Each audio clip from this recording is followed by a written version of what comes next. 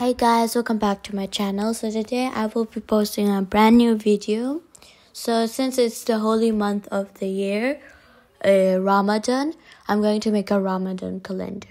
So first I'm going to put some decorations on it. Then I'm going to put like a little box on it so that I can put those papers in that I've cut out with numbers.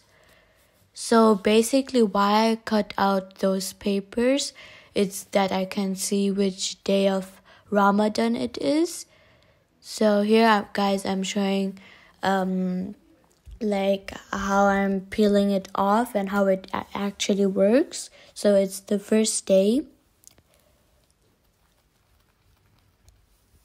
And now I'm going to put like a Ramadan calendar title. It shows 2020 Ramadan calendar 2024. So guys, that's it for the video. So I hope you guys enjoyed it and stay tuned for the next video. Bye.